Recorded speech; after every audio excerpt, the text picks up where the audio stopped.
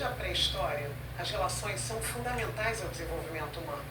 Comunicar é o ofício de tornar notório o desconhecido, tendo como recurso a informação, para estabelecer pontes por meio das identificações. Conectar é ligar, relacionar, associar.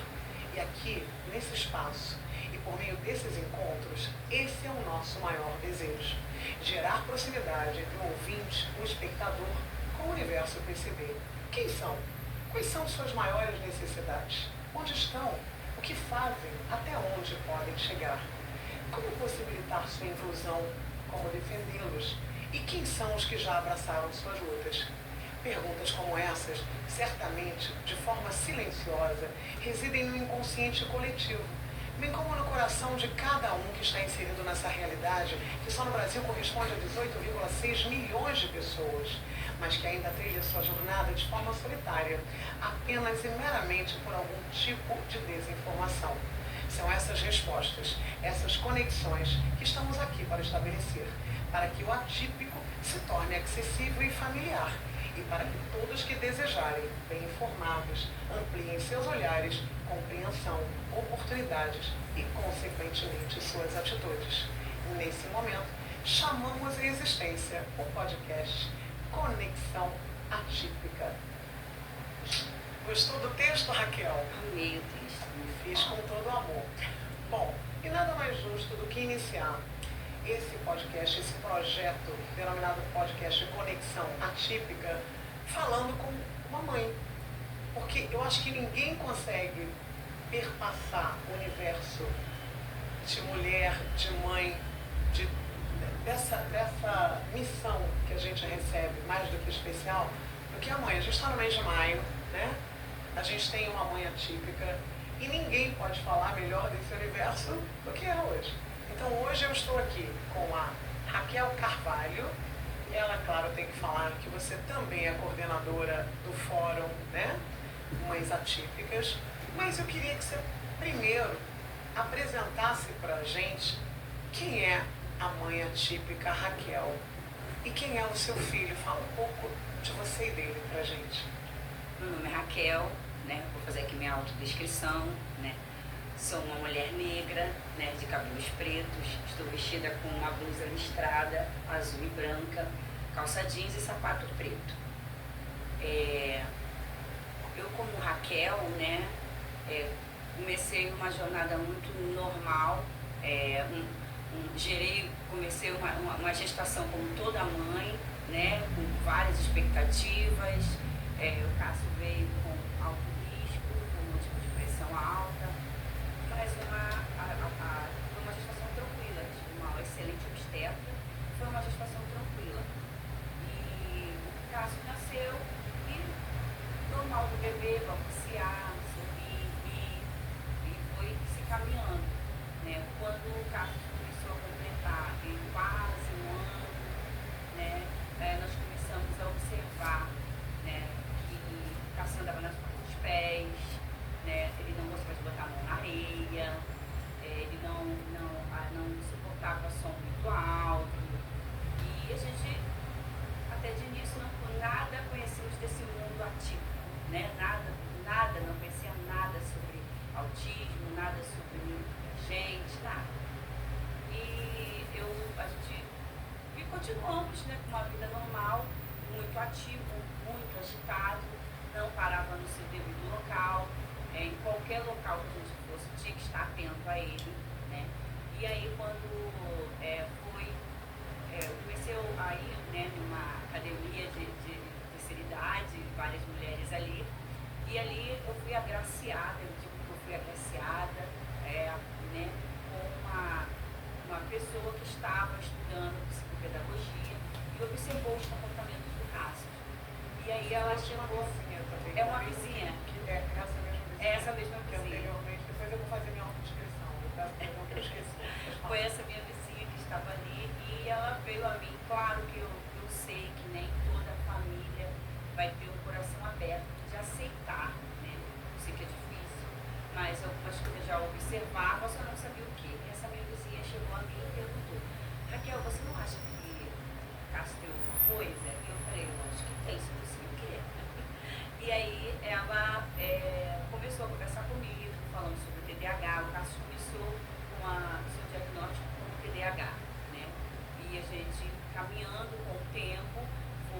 realmente fechado após 7 anos. Hoje o Cássio está com 10 anos, então com 1 ano e meio a 2 anos nós começamos a caminhar para o laudo do TDAH e só fechamos o laudo com autismo quase com 7 para 8 anos. E aí eu vou te interromper para te fazer uma pergunta. No nosso bate-papo você falou que a primeira creche que você inseriu no Cássio, você teve uma realidade logo de confronto que foi a incapacidade da professora de lidar com isso, né? E aí eu queria que você falasse um pouco disso, que eu acho que a gente é o primeiro tópico que eu quero abordar. As escolas conseguem lidar e reconhecer o que é atividade ou não? Como é que é isso? Como é que foi isso? Porque certamente você disse que você se isolou, tirou o Cássio da escola, você ficou retraído. Então qual a importância disso? Você acha que as pessoas estão preparadas nas escolas para receberem as crianças que têm comportamentos diferentes, por exemplo? Como mãe, não. Como profissional da educação, hoje compreendo mais e mais lá na frente poder falar sobre isso, eles fazem o seu possível e impossível, né? Mas o que ocorreu foi isso. Quando nós começamos a caminhar com casos, com terapias, com atendimento, antes de começar com atendimento, nós fomos diretamente para a creche. Sim, né? Que é o primeiro passo. Então ele foi para a creche, com 1 ano e 8 meses, e lá nós tivemos um embate, porque Cássio não gostava de sentar, obedecer comandos, né? Muito barulho, ele corria, ele não obedecia. Então, isso tudo batia de frente com a direção, com o professor que estava ali. Então, todos os dias se havia queixa. Todos os dias eu chegava na escola e a mãezinha, o Cássio fez isso, o Cássio fez aquilo, olha, mãezinha, isso e aquilo. E chegou um período de tempo que assim, eu não conseguia atendimento, tá? Porque até então, quando a escola sinaliza e nós vamos para a clínica da família, hoje na clínica da família não tem mais, né, pediatra. Mas na época que meu filho estava, a gente tinha o pediatra. Então a pediatra dizia que era fácil. Mãe, é uma fase, é o tempo de cada criança, ele deve ser novinho, né? Não, e aquilo foi piorando, porque ele foi ficando agressivo, né? Ficando agressivo e aí ele chegou ao ponto que quando a gente pegava a roupa da escola para botar, ele começava a chorar, a espernear, ele não queria ir, aí eu lutava com ele chegava na porta da creche, ele paralisava, não queria entrar, e aí a gente começou com uma demanda e eu procurei uma psicóloga social, né, que condições de pagar não tinha, e aí essa psicóloga social conversou comigo e explicou que o melhor seria no momento retirá-lo, né, da creche, porque isso já estava no mês de outubro, porque ele precisava ser resguardado, né, precisava esperar mais um pouco, e foi isso que eu fiz. Eu retirei ele da creche, né, nesse primeiro ano, e ele ficou em casa, aí eu comecei a sair mais com eles, atividades e tal, mas no segundo ano, né, quando iniciou o ano novamente, a gente fez um grupo de amigos ali, os pais, né, que era muito unida essa turma, até hoje a gente ainda tem comunicação com as mães, e aí eles começaram a me ligar, Raquel, volta, a vaga do Cássio está lá, volta. Eu fiquei um pouco receosa, mas me aventurei. E aí nós colocamos o Cássio, eu conversei com a professora, expliquei que nós estamos procurando ajuda, que eu já tinha ido ao pediatra há mais de 3 vezes, e ela sempre dava o mesmo parecer. Isso no SUS. Eu sempre é o pediatra no SUS. E a dificuldade que você tinha de encontrar profissionais capacitados, preparados, era grande? Continua grande ainda, mesmo com toda essa fala do autismo, né, da divulgação, ainda é muito, a informação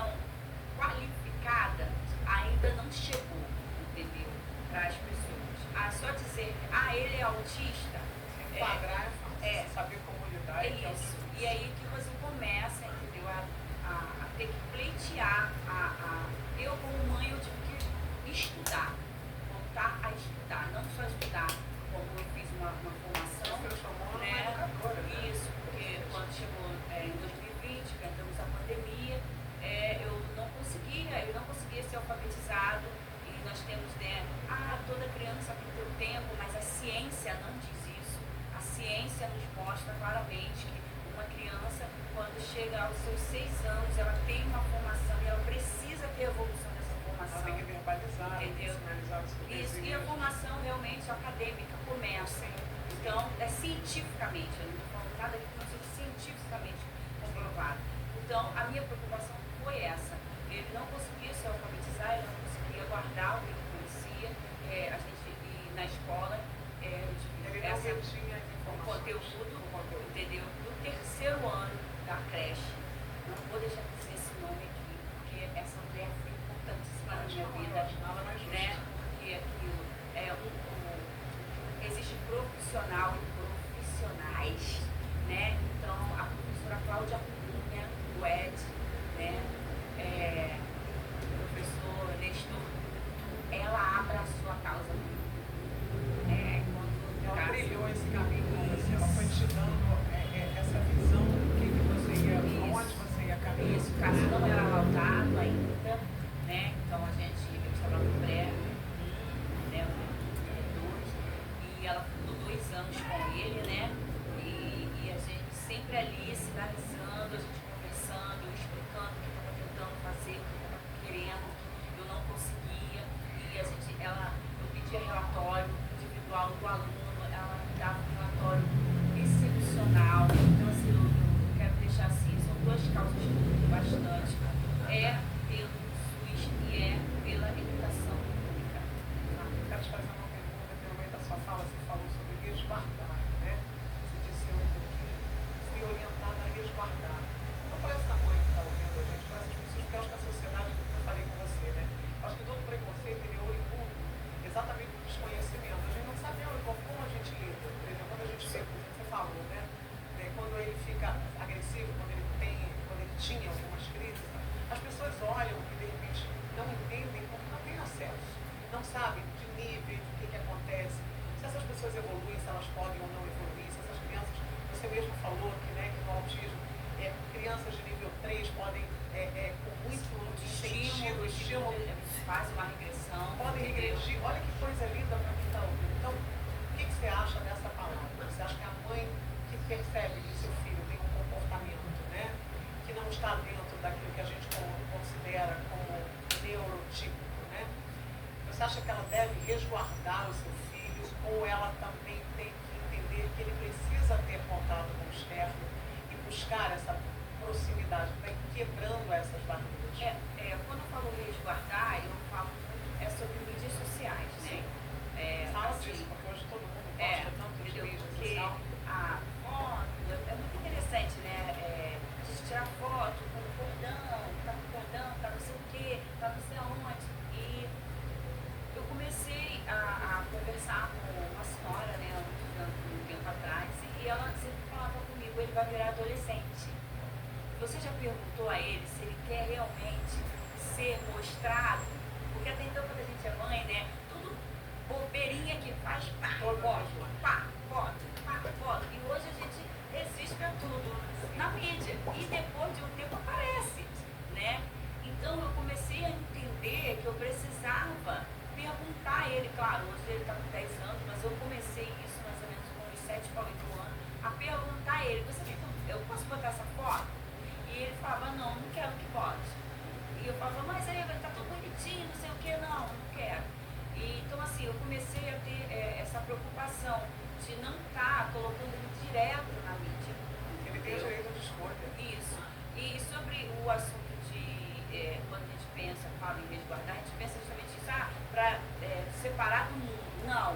Você acha que não, separar do mundo não. No caso, participa de festa, vai no cinema. A primeira vez que eu levei ele no cinema, nós ficamos no máximo 20 minutos na sessão. Não importa, é um processo. Entendeu? Entramos, entendeu? E aí entrou, ficou, observou, sem protetor, tá? Protetor de audição.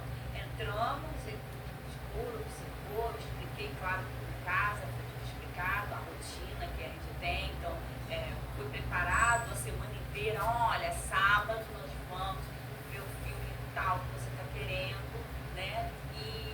Mas a gente vai sentar lá para assistir a sessão e tem que ficar sentado, não pode fazer barulho,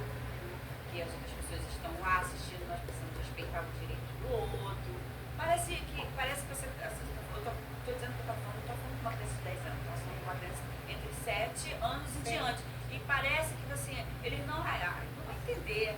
Sim, ele entendia, entendeu? E aí, essa conversa, esse diálogo, o que começou a acontecer? Quando ele, mãe, eu quero ir embora. Mãe, eu vou incomodar. Respeitar o tempo. Isso. Você vê que na hora que ele diz que ele não quer mais, ele não quer mais. E aí a gente, ok, então. Aí eu dava mais alguns segundinhos para ver se ele aguentava, mas aí eu percebi que ele não aguentava, ele ficava mais agitado, e eu, não, nós estamos indo. Ele levantava e vinha e ia embora. Então, assim, foi tudo que hoje eu alcancei com ele, foi de pouquinho em pouquinho. Como eu comentei, eu moro num local onde as crianças ainda brincam na rua. Então, ele não queria ficar na rua. Eu pegava, colocava ele lá na rua, com o pessoal. Segundos que eu estava conversando com a vizinha, eu virava, quando eu olhava para ele já tinha ido entrar para dentro de casa. Ia lá, buscava ele, e ele, a gente vai ficar aqui um pouco. 20 minutos, 10 minutos, 15, isso foi aumentando.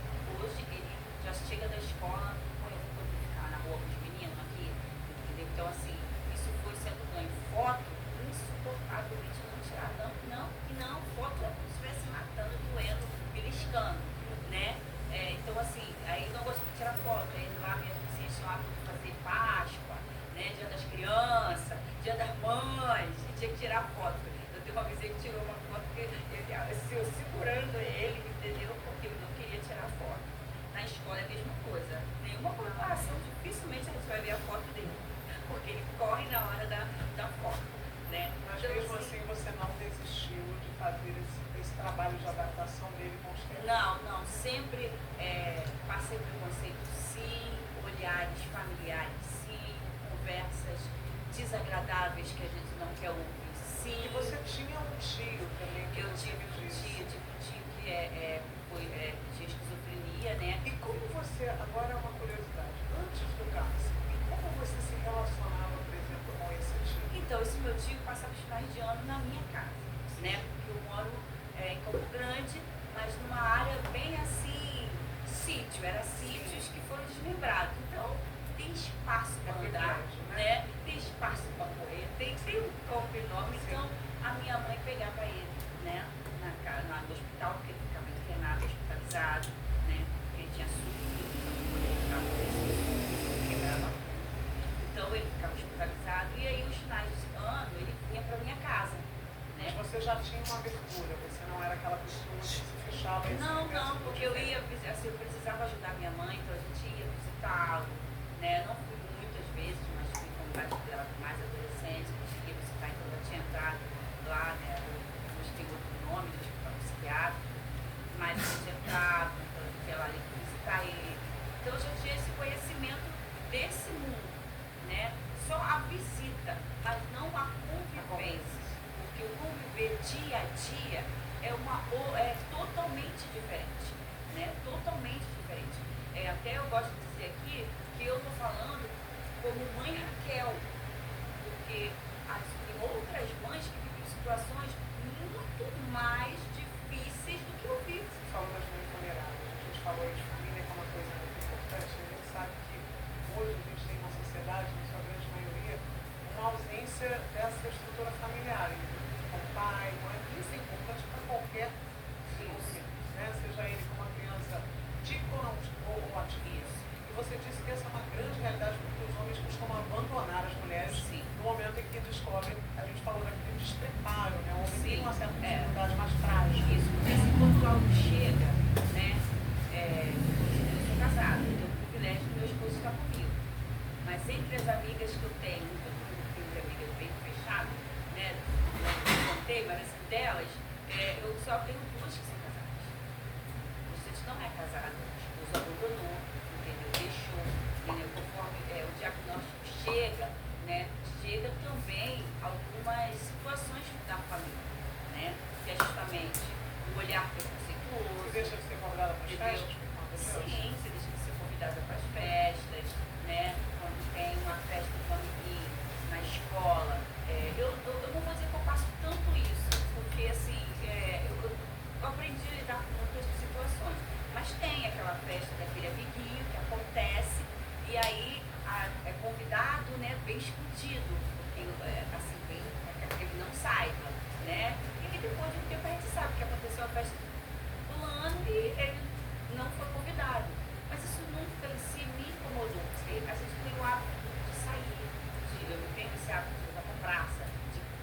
gastar energia, porque o TDAH, a gente tem que ter isso que eu faço muita distinção no caso, é justamente, hoje o autismo dele, né, o social dele está mais regulado, ele consegue lidar, ele consegue brincar, ele consegue estar ali com as crianças, né, a parte dele das estereotipias que ele já não tinha muito, mas tinha, de pintar os dentes, de brincar, né, e estereotipias, são estereotipias que são, né, essas reações que acontecem, né, há muito tempo, se balançam, né, e se movem, tem né, o que fica, morde a bochecha assim de lado e o professor acha que está debochando ou está fazendo caras e bocas para ele. É uma coisa que é automático, não tem... não está fazendo aquilo, entendeu? O propósito dele está fazendo aquilo para se regular, né? Ou quando ele está muito feliz, né? Ele expressa dessa forma. O Cassius não produz isso, mas ele tem outros amigos que produzem, né? Alguns colegas dele que produzem, então a gente já identifica, né? E quando há necessidade, por exemplo, o Cássio tem a necessidade de se regular, então ele precisa correr, canalizar essa energia. Isso, então quando ele sai da escola, algumas vezes mãe, olha você lá no campo, eu já sei que ele precisa botar, então ele vai no campo enorme, então ele dá ali, ele tem 2 voltas, então ele dá 2 voltas enormes naquele campo, né? E pronto, embora, mãe. E deixa eu te fazer uma pergunta, lidando com o seu filho, porque assim, né, a gente estabelece regras. Sim. Quando você lida com uma criança atípica, você também estabelece regras da mesma forma? Sim, é claro que entendendo o limite. Sim, primeiro que ele vive de rotina. Você falou que principalmente o autismo ele tem essa característica que é ter hábitos meio que condicionados. Isso, a gente chama, né, os metódicos. Sim. Então, a gente precisa de rotina. Hoje eu não posso falar que isso não é de rotina. Né? Ele está bem mais flexível, algumas coisas, mas ainda tem a necessidade de avisar antes se vai sair, se vai fazer alguma coisa. Ainda temos essa necessidade. Né? A gente tem agora uma férias privada para ir no sábado, ele tem que ser avisado. Você vai fazer um trabalho já com antecedência. Isso, mas eu não posso avisar ele hoje, né? Daqui a 3 dias eu aguardo mais um pouco. Olha, nós estamos para sair, nós vamos sair no final de semana, entendeu isso? Entendeu? E aí tá, e quando chega próximo, olha, nós vamos sair, nós temos um local para ir, e aí todo mundo prepara, olha, neste local você não vai poder fazer isso, a necessidade do comportamento X, tal. De início, sinceramente, eu falava e parecia assim para mim loucura fazer isso, mas foi um instinto meu de mãe, né, um instinto meu de produzir para ele o que iria acontecer e como ele tinha que se comportar, né? Não vou dizer que ele se comportava totalmente contra o que a gente espera, né? Como eu já comentei, a gente já participou de uma comemoração na casa do familiar, era um apartamento pequeno, né? Ele era mais novinho, então ele era um apartamento pequeno, ele ficou inquieto, eu tive que levar ele 10 vezes no banheiro para centralizar ele, falar com ele, entendeu?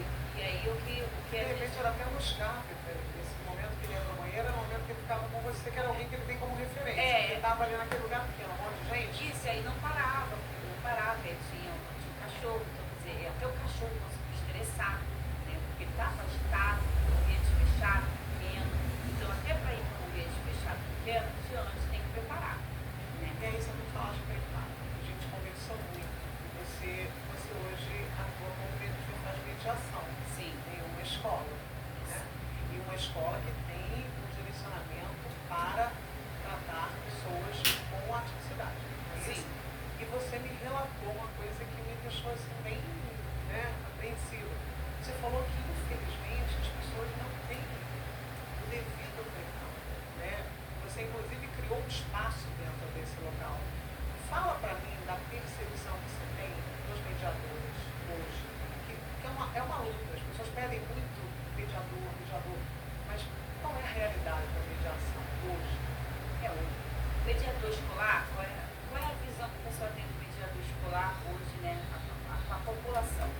Que esse mediador escolar vai entrar dentro da escola, vai ficar com esse aluno para ajudar a limpar, levar ele ao banheiro, né? E não, o mediador escolar até faz isso. Esse mediador escolar está ali para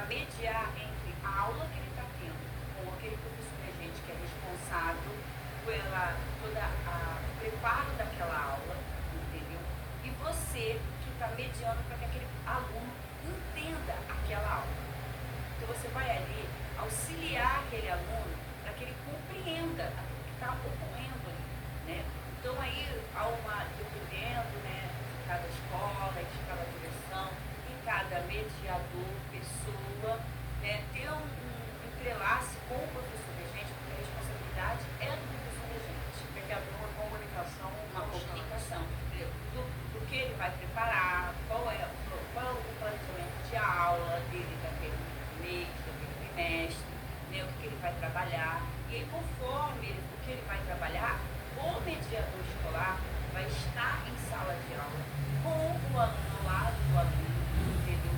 Auxiliando ele, não é copiando para ele, não é fazendo o exercício para ele, mas é auxiliando, é mediando, é fazendo ele compreender aquele conteúdo que está ali. De repente, há uma necessidade de você, de repente, eu, né, faço essa adaptação, mas não é algo obrigatório. A gente está ali, quando é contas menores, de soma, você pegar os lápis de cores que estão ali, ou tampinha. Então vamos contar. É um trabalho de formiga mesmo, devagar. Vamos contar aqui quantas tem. O problema é 3 tampinhas, que está ali, né? 3 balinhas mais 5 balinhas. E aí, uma capacitação específica para fazer essa mediação, não? Então, eu fiz, né? Eu fiz um curso de mediação escolar, né? Eu fiz esse curso de mediação escolar, mas assim, a qualificação que hoje estão chamando, primeiro, o município, né, do Rio de Janeiro, né, a prefeitura chama os estagiários. Estagiários pode ser da educação, como pode ser da psicologia, como pode ser alguém de direito, que está querendo horários, né, para estar, ter horas de estágios. E aí ele entra, ele vai estar ali, sendo um mediador, sendo que ele é um estagiário, ele não é a área dele. Então ele está ali com aquele aluno, mas ele não sabe que ele não conhece, né? E aí nós temos as crianças, que nós começamos na educação infantil, que nós temos as crianças que muitas vezes ainda não estão laudadas, e as que estão laudadas, que é necessário justamente, as que são mais agressivas, nós disse aqui, né? Nós botamos como nível de suporte, que acompanha o MS5, que é um livro, né? Os médicos acompanham o seu Pereira de Leite, que estão ali, psiquiatra. MS5, um livro que é uma cartilha dos médicos, né? E ali estão os níveis de suporte, né? CID 84, que hoje é o autismo, né? E aí os níveis de suporte, que é nível de suporte 1, é aquele que não necessita de tanto suporte, né? Alguns, né, necessitam sim, mas a maioria não necessita de suporte. Nível de autonomia. Isso. O nível de suporte 2, ele já necessita de um suporte maior, né, de um auxílio, de uma ajuda. O nível de suporte 3, a maioria precisa de todo o suporte, né? Então, qual é o todo o suporte para ele? Ele precisa ser realmente pegado pela mão na sala, pela porta da escola, entendeu? Se levá-lo para dentro da sala, a pegar o caderno dele, entendeu? Dizer para ele qual é o conteúdo. Muitas vezes ele não vai entender. Alguns, tem que ter um planejamento extra classe, né? Porque se a professora, que a demanda de um educador é enorme. Né? E aí que entra que, quando eu entrei no mundo da educação, você conseguiu se colocar do outro lado. Né? Porque até então eu fui fazer formação de professor, né, no início, por motivo do meu filho. Eu queria entender se a escola não me dava esse suporte. Ele começou a estudar escola pública, até que hoje eu optei realmente por motivo social dele e por uma escola particular. E as escolas particulares, elas têm uma outra abordagem? Ou você acha que também tem essa deficiência? Também fica muito aquém. Raquel, eu tenho uma pergunta assim, porque essa é uma coisa comum. Hoje é uma coisa muito comum você ver lá os vocês serem laudados como autistas ou com transtorno como TDAH, né? Isso é uma coisa que me causa um pouco de curiosidade. Essas pessoas estavam escondidas ou existe algumas vezes uma precipitação nesse laudo, talvez uma ausência de propriedade desses próprios médicos na hora de analisar, de avaliar essa crise. Eu digo que autismo sempre houve. Sim. O que nós não tínhamos no Brasil eram especialistas. Especialistas. Né? Pessoas que começaram a observar e ver que no início, né, era chamado como Asperger, não usamos mais essa nomenclatura, né, é diretamente autismo mesmo, mas aí tinha que era o nível de suporte 1, que botava como Asper, né, e assim, os profissionais começou a aparecer muito a demanda, né, para ter uma noção, entre 36 partos, um autista nascerá. Isso é uma projeção feita lá fora, né? Não é lá fora, né? E a gente vê justamente isso. Então, assim, eles já existiam, só que não tinha. Alguns eram o quê? Qualificados com esquizofrenia, entendeu? Deviam ser tratados das formas mais equivocadas. Entendeu? E então, hoje, em si, com a tecnologia, entendeu? A sociedade começou a entender, as mães começaram a falar, né? A não ter medo de mostrar o seu filho, né? A não ter medo de aparecer na rua, né? Porque eu gosto muito de contar, né? Lendo um livrozinho do alienista, né? Porque é justamente isso que acontecia. As pessoas eram escondidas. Mas eram execradas. Entendeu? Em alguns locais, você me falou, se foi possível, você de uma Índia, que para poder impedir que seu filho fosse sacrificado, ela teve que fugir da aldeia. Então, assim, eu acho que hoje é isso. As qualificações, os profissionais estão mais empenhados, né? Eu posso falar pela médica que atendeu o paciente, né? Mas você também é uma privilegiada. Entendeu? A gente sabe também que até mesmo para quem tem plano de saúde, hoje você entra no consultório, as pessoas nem olham para você. Então eu fico pensando se existe no SUS, essa é a pergunta que eu te faço, esse profissional atento, que vai observar e que não vai fazer um laudo precipitado, que vai observar cada nuance. Isso precisa de demanda um tempo, uma anamnese séria, né? Hoje, né, neste ano de 2024, nós estamos com um déficit muito grande de neurologista pediátrico no Rio de Janeiro. Né? Infelizmente, a gente conta nos dedos, nos hospitais, tem neuropediatra no Rio. Né? Hoje, eu não posso só te falar aqui, meu filho se tratava no Hospital Jesus, né, que eles chamam, popularmente temos a dizer Menino Jesus, né, lá na Tijuca, e fecharam o setor de neurologia, o setor inteiro, entendeu? Não foi dado justificativa, não foi dito nada, simplesmente nós recebemos a notícia que estava fechado e aguardasse, né? E isso já vai para um ano, tá? Isso aconteceu ano passado, né? Né? Então, assim, e eu fiquei pensando nas outras mães, porque eu não estou tratando só de autismo, é paralisia cerebral, muito diversas, entendeu? Situações. E aí, um setor com 5 profissionais ser fechado, e assim, o Hospital Menino Jesus é uma referência aqui no Rio de Janeiro como hospital, né, para tratamento de criança. Então, assim, é um apelo mesmo que eu faço ao nosso secretário de Segurança, Daniel Soares, que nos deu um respaldo de resposta de retorno disso. Eu acompanho ele nas redes sociais, ele fala bastante sobre que ele se preocupa com a saúde mental, e eu gostaria que ele pontuasse qual é a preocupação dele realmente com a saúde mental, entendeu? Porque a gente, como mãe hoje, o Cássio está sem neurologista, né? Nós estamos sem neurologista.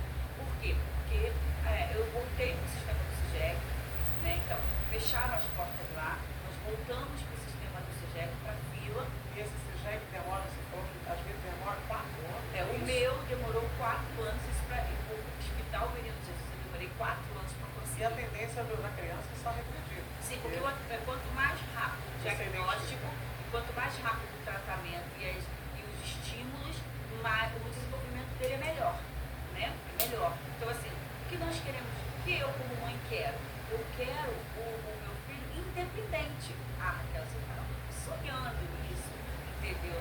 Pode ser um sonho, mas eu estou buscando isso, a independência dele, que ele não dependa totalmente de mim. Porque eu vou dizer uma frase: quando você, mãe, recebe um diagnóstico que o seu filho é autista, você pensa automaticamente: não posso morrer mais, não tenho direito de morrer.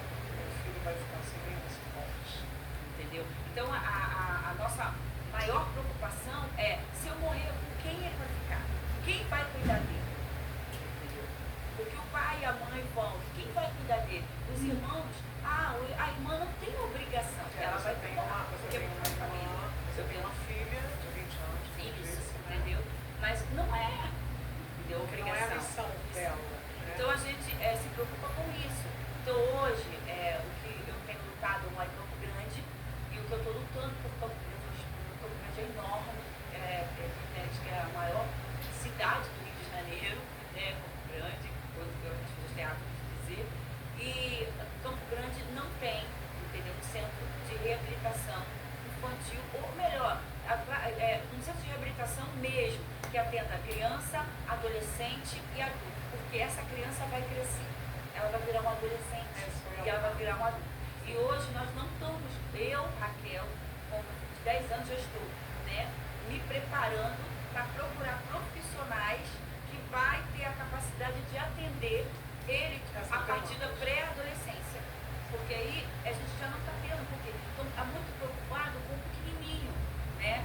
Mas ele vai crescer, vai virar adulto, entendeu? E a gente não tem profissionais especializados para lidar com o adolescente e para lidar com o adulto. Principalmente que hoje nós estamos fechando bastante aula de adultos, né? Por quê? Porque ele, quando era criança, era um esquisito, né? Ele era visto como esquisito. O antissocial, mas havia ali já um transtorno, né? Só que não havia os especialistas para isso. Então hoje no Rio é assim, uma mãe, vou dizer o que acontece. Uma mãe que chega, a escola começa a reclamar, o seu filho está com um comportamento inadequado, que precisa ser averiguado, ela chega na clínica da família e pede um atendimento com o clínico médico, vai ser marcado. E aí, se tiver clínico médico naquela clínica da família, também tem isso. Primeiro vai para o clínico. Ele é que vai diferenciar. Isso, ele vai avaliar, né? Hoje nós temos um setor que eles chamam de EMUT, né? Que o EMUT, o que é o EMUT? O EMUT tem uma psicóloga, uma fonoaudióloga, uma nutricionista e uma professora de educação física. Né? Essas profissionais, né, avaliam essa criança, entendeu? E aí, conforme for a avaliação dali, é que essa criança vai poder passar para o especialista. Então, primeiro, vai passar pelo clínico, o clínico vai indicar para passar nessa equipe EMUT, que essa equipe EMUT não tem todas as clínicas da família. Quando há, no meu setor, na minha clínica da família, essa equipe EMUT é dividida em 2 clínicas da família, né? Ela se divide para 2 clínicas da família. Então, aí vai passar por esse EMUT, eles vão avaliar e aí eles vão sinalizar para o médico se pode encaminhar para o especialista para entrar no sistema do CIGEC, na porta do CIGEC, para poder passar para o especialista neuropediátrico. Como é que essas pessoas podem ter essa possibilidade de filtrar? Que é um clínico. Ele não é um especialista, ele não é um neurologista, ele não é um psiquiatra, ele não é um psicopedagogo. Como é que ele filtra isso? Ele que avalia se vai ou não ser direcionado? Sim, é ele que avalia se vai ou não, hoje, juntamente com essa, né, este ano, juntamente com essa equipe EMUT. Essa equipe EMUT vai sinalizar, ver o comportamento, ver, e aí a gente entra numa outra situação, porque essa equipe EMUT, muitas vezes, não é qualificada para tratar de transtorno do espectro autista. Não tem qualificação. A prefeitura não deu qualificação para eles. Entendeu? E aí ele é tratado, entendeu, ali, e aí esse clínico médico vai encaminhar ele para passar para o especialista, que é o neuropediatra, e aí essa criança vai ficar aguardando, né, a roleta rolar, né, até o nome dela, a ficha dela ser chamada no sistema. E o desespero dessa mãe. Entendeu? E aí as mães recorrem ao quê? Ao médico particular, uma consulta mínima, e hoje em dia, infelizmente, a gente está acontecendo aí também, né, as explorações. Uma consulta não sai por no mínimo aí entre R$1.000 a 1.200, uma máxima, com o especialista, que eu não estou aqui dizendo que ele estudou para isso. É caro a especialização, então eu não estou desmerecendo, entendeu? Aquilo que é digno dele pagar, porque um bom especialista ele fica de 1 hora a 1h40 com essa criança, observando o comportamento, conversando com os pais, fazendo anamnese, avaliando toda essa criança, entendeu? E após já vai acontecer um retorno, para aí sim ele vai pedir exames, ele vai descartar certas coisas. E você vai dizer, por que está pedindo um eletrocefalograma? Porque quer descartar uma epilepsia, quer descartar outras nuances, e aí ele vai, e aí depois de um conjunto de avaliações, né, que aí ele vai pedir, e que a escola encaminhe um relatório individual do comportamento daquele aluno, que a família relate, e com tudo isso, porque é muito sério. Você está laudando uma família, você está laudando uma criança e uma família. Você está enquadrando uma pessoa dentro de um novo panorama. Isso. Isso é muito sério. Isso. E aí, então, após isso, é que ele vai fazer um laudo. E aí nós vamos entrar no assunto do laudo, né? Um bom profissional, como eu te disse, 1 hora com esse paciente. E os planos de saúde não dá essa 1 hora para esse paciente, para esse médico. Terapia, né? Não. Quando você faz o plano de saúde, agora já está rateando, né? Nesses anos, agora é assim. Para você entrar no plano de saúde, eles estão fazendo uma pesquisa para saber se o seu filho é autista. Se ele for autista, você já é negado. Ele já está acontecendo a negação pelo plano de saúde disso, né? Quem tem o plano de saúde está tendo dificuldade em achar neurologistas pediátricos. Eu falo pediátricos por quê? Porque essa criança, até uma certa idade, tem que ser encaminhada para um neurologista pediátrico. Apesar de nós sabermos que tem neurologista sem ser na especialização pediátrica atendendo, né? Então aí o que acontece? Essa criança vai passar por esse neurologista, vai marcar consulta, está marcado, vai passar ali para o neurologista. Hoje, ela passa por ele faz a demanda ali de 15 minutos, muitas vezes, 20 minutos de atendimento, no máximo.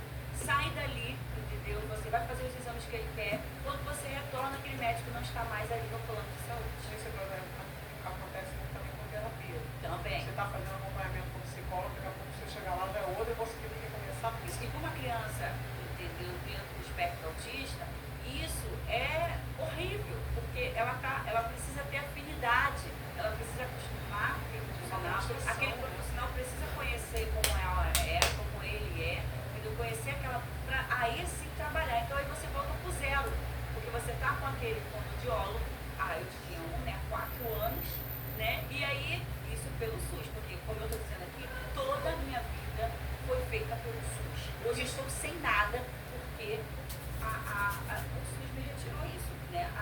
A Secretaria da Saúde me retirou isso. Desde quando eu laudei como autista, né? Entreguei o laudo, até então só estava trabalhando só a parte do IH, então quando no momento que eu laudei, entreguei o laudo realmente fechado, como autista, a fonoaudióloga dele não pôde mais atender, porque ela não é especializada na parte do autismo. Então eu fiquei com estudo sem fone, né? Perdemos totalmente, sem a dele, neuropediatra, a doutora Halid, uma senhora especialista, né? Uma mulher fantástica que teve um zelo e um cuidado, não somente comigo, mas com ele, entendeu? De cuidar, porque a gente como mãe chega ali nervosa, ansiosa, né? É isso que eu quero falar, porque existe o caso, a gente vai deixar na tela. E essa mãe Raquel, da família filha, uma mulher que se desafia o tempo inteiro, ela tem suas fragilidades, né? Bem como ela também não pode romantizar a realidade dela.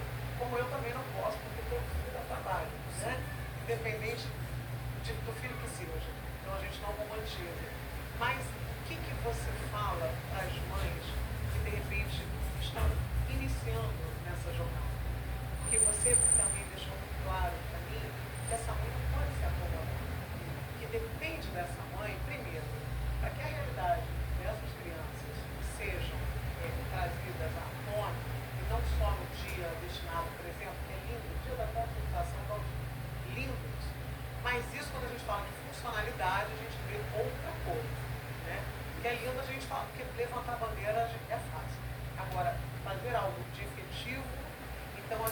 depende de vocês para saber que essas realidades existem. Então, qual é a realidade dessa mãe, das mães que você tem um convívio? Você acha que as mães, elas pegam essa bandeira para si, ou elas acabam ficando ali apenas naquele lugar lá, porque a gente não pode se vitimizar diante da vida, que dificuldades são dificuldades, independente de como elas se apresentam. Mas a gente tem que partir para cima delas, não é verdade? Sim. Então me diga, o que você vê, o que você observa desse universo materno? Essas mães, elas são acirradas, elas vão para, por exemplo, para as reuniões em assembleias, como é que funciona isso? Ou são poucas essas mães que têm essa representatividade? As mães que têm as representatividade como para adulta são poucas. Porque quando a gente chama, é meia. Mas aí eu preciso ter a sensibilidade de saber que elas não têm uma rede de apoio. Entendeu? Porque para sair de casa, entendeu? E deixar esse filho, ela vai deixar por quem? Quem vai ficar com ele? Para ela poder ir lá, entendeu? Lutar. Muitas vezes assim, mas eu levo comigo. Eu vejo, realmente, tem uns que levam, mas há uma desorganização dessa criança toda. Há um sacrifício, entendeu? Para aquela criança. Ela está lutando por algo, mas ela está sacrificando um pouco aquela criança naquela situação. Então, assim, nós temos as mães que lutam mesmo, que arregaçam a mão, que botam, mas a gente tem essa outra mãe que ela realmente não tem apoio. Como eu falei aqui, a maioria das mães são mães solo. Porque você falou que tem aquelas pelas quais você luta, que são aquelas em situação de vulnerabilidade. Porque as que são de vulnerabilidade mesmo é essa. É a mãe que é solo, ela recebe o diagnóstico assim, é colocado no colo dela, entendeu? Seu filho é autista. Pô, ela não sabe o que é autismo, como eu disse pra você, eu fui estudar, eu tive que voltar a estudar depois de 20 anos. E ela também tira o chão dela. Sim. E você como pessoa, você também você deve fazer terapia, porque a gente Hoje eu precisa. faço terapia, hoje eu faço, entendeu? Por quê? Porque eu me vi numa necessidade para viver bem, entendeu? Porque além disso tudo eu sou operada de coração. Então eu comecei a me ver com muita falta de ar, com o coração, entendeu? Palpitação e o cardiologista não tem nada. Falei, opa, posso estar desenvolvendo ali uma ansiedade, uma crise de ansiedade, peraí, tenho que procurar ajuda. Agora, para a gente finalizar, porque o papo está maravilhoso, a Raquel é um manancial de informações, eu aprendi bastante, porque eu estou aprendendo, eu não entendo absolutamente nada. Eu tipo de jornalista, ele é um pouco divulgador de muitas coisas. A gente tenta se inserir nos contextos e tratar, mas às vezes eles se perdem. Mas, Raquel, eu queria que você falasse 3 pilares da mãe ativa. Quais são os seus 3 pilares? O que te sustentou nessa caminhada para você falar para essa mãe? Eu já sei um que você falou para mim. Você é uma independente de religião, que ele está falando. Você falou de fé. Primeira coisa. Vamos lá. Então me dá 3 pilares aí que te sustenta aí para você a cada dia mais decidida a abraçar e a tornar o seu filho uma pessoa mais autônoma e a mostrar o rosto dessa. Quando a gente fala em fé, né? Eu falo em acreditar. Eu acredito que vai dar certo, eu acredito que vai conseguir. Né? Mesmo quando a gente escuta assim, mas para ele é difícil isso. Essa palavra não existe comigo. Né? Vai acontecer. Né? Algum momento vai acontecer. Então, assim, eu acredito muito nele, eu acredito muito que as coisas vão acontecer, vai andar, né? Esse é o outro primeiro, de acreditar. Né? O meu segundo pilar é força. Força. Você tem que ter força. Que não é uma rosa, não é lindinho, como as pessoas gostam de, né? Fazer um discurso. Isso, você tem que ter força. Você tem que ser determinado. Porque quando você recebe o laudo, dependendo do médico que você vai receber, ele ou você se levanta ou você cai. Dependendo de como você recebe essa notícia. Se toma, de início, né, dizem, mãe tem um luto. Né? Pode acontecer um luto, Claro, não né? tem, mas você tem que ter força e não. Vai dar certo. Ele não é incompetente, para ele vai conseguir, entendeu? E quando não consegue, entendeu? O mínimo que ele alcançou já é a vitória. Então o universo que vive é um universo também de vitórias, de sorrisos, de luta, de força, de acreditar. E a gente quer agradecer